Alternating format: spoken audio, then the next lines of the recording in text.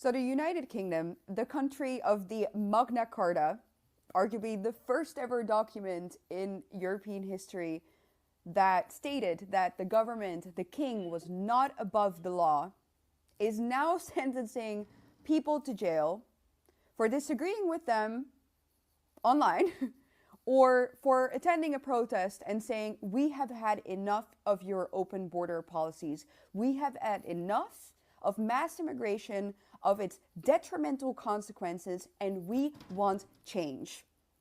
Because just like I have, you've probably been seeing all of the reports of the countless people who are now at an extremely fast rate, like we're talking matter of weeks, are being tried and sentenced and sent to jail for months and years for essentially doing very little or either nothing but to disagree with the government.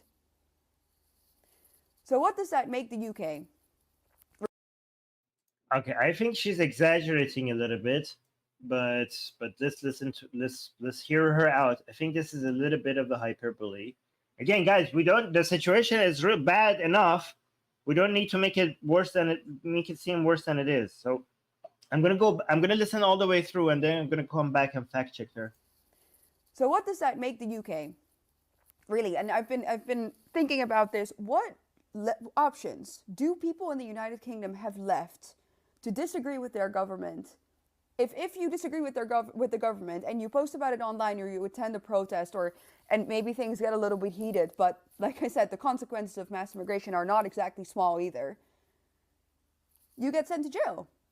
You get sent to jail. What other options do you then have?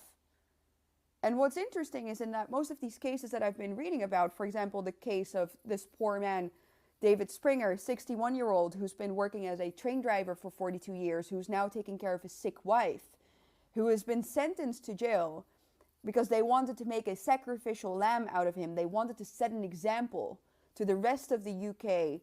And that message was very clear. That message was, you don't get to disagree with us.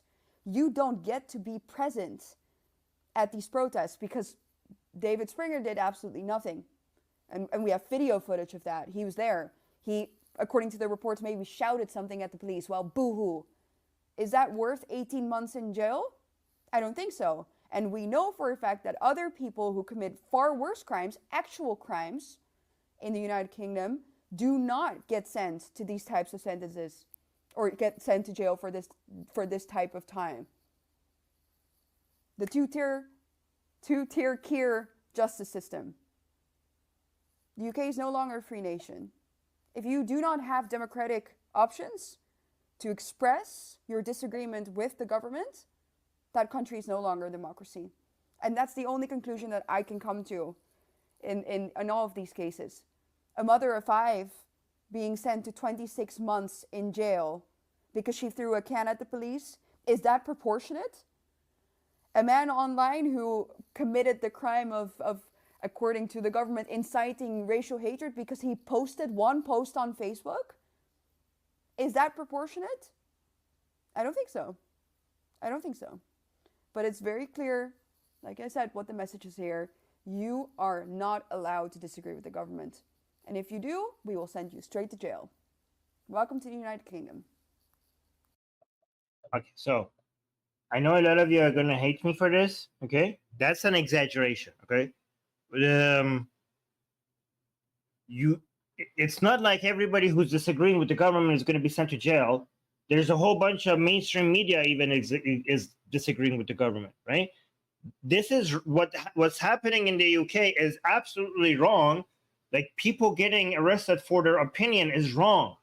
But don't go ahead and, because if you exaggerate, then nobody's going to take this threat seriously. What is happening right now is a threat to democracy. It's a threat to freedom of expression. But if you go and say, oh yeah, now anybody who disagrees with the government in the UK is going to get arrested. What are you? No, it's not. That's not where we are at. Like, not even close. I mean, look at the last thing that she said. There's so many. I mean, I showed you a lot of mainstream media that are criticizing the government. Like, if you write an article in the UK, if you go online and talk against the government, you're not going to get arrested for that. again, I'm not endorsing the people who are getting arrested. I'm not saying the situation is not bad. The situation is horrible, but if you act like we are at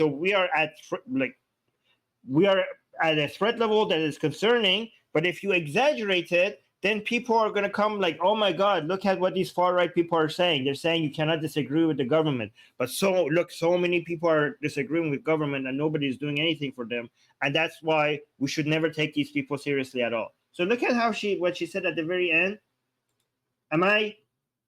Look at what she's saying, like, UK is no longer a free nation. If you do not have democratic options to express your disagreement with the government, that country is no longer a democracy. And that's the only conclusion that I can come to in all of these cases. A mother of 5 being sent to 26 months in jail because she threw a can at the police, is that proportionate? No, that's not, and that's wrong. That's a stupid. You're right. This is stupid. Okay. A man online who committed the crime of according to the government, inciting racial hatred because he posted one post on Facebook. I mean, I'm gonna defend that guy. I think even more because he didn't even say that was racial. I mean, I'm gonna fact check that guy that you just mentioned. I'm gonna go fact check what happened to him. But that's stupid. That man being arrested, that's idiotic. Yeah, I agree with her over this. That proportionate? No, I don't think so. You're right about that. But it's very clear, like I said, what the message is here. You are not allowed to disagree with the government. You are not allowed to disagree with the government? Are you serious? Like you exaggerating here.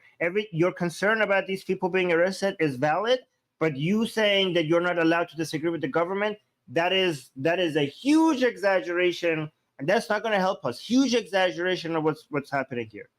There's so many people, even in mainstream media, who is in the UK, who's criticizing the government right now for these arrests. People are disagreeing with the government. The government is even disagreeing with the government. You have MPs who are calling this out. I don't know. Why are you saying this? Like, how is this?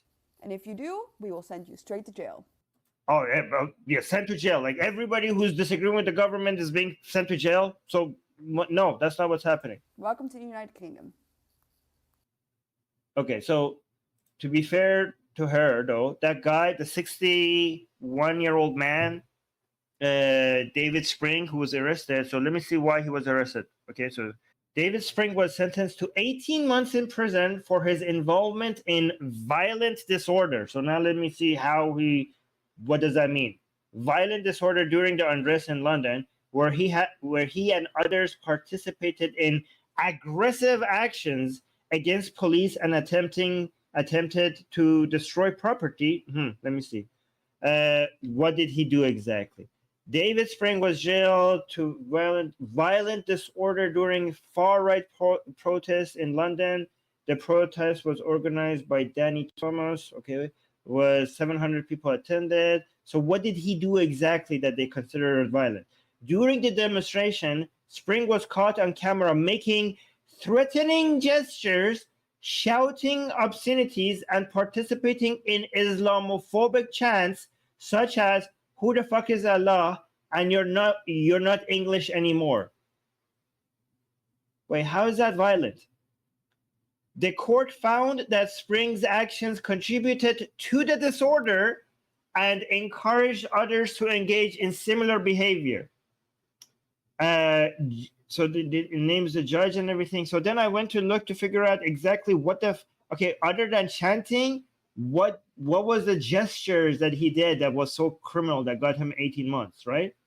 So I was checking. Let me see. This protest organized with Spring's actions, including making threatening gestures, shouting obscenities. Okay, so the shoutings are just "Who the fuck is Allah," which is not racial, and you're not English anymore. I mean, he's not identifying. I mean, even if it was racist, it shouldn't be a crime. But this doesn't sound even racist. And then I was like, okay, so the other things that he did was just chanting.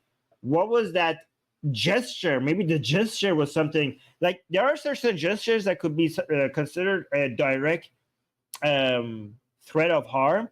imagine this is my neck. I'm not going to do it across my neck, okay? But imagine if this was my neck and I was doing my finger across my neck like this, like pretending that my finger was a knife. If I did that gesture to the police, then that could be considered a direct threat of harm, right? So like, okay, so the chance shouldn't be criminal. What was the gesture that got him 18 months in prison? So this is what I found. He was caught on camera jabbing his finger at the police while shouting obscenities and participating in an Islamophobic chants. So jabbing fingers at the police, is that like this? Like this? Is that he got 18 months for this? Is jabbing at the police, right? Is this jabbing? So it wasn't the knife movement that could be correctly interpreted as a threat to violence. He was going like this. Who the fuck is Allah, right? Wait, am I going to be arrested now if I go to the UK? So even according to what the police is describing, he just chanted, "Who the fuck is Allah? Your English no more." And the worst thing he did, he was like going like this to the police while he was chanting. Okay. So that got him 18 months in prison? What the hell? Okay. So again, guys, this is insane. This is insane.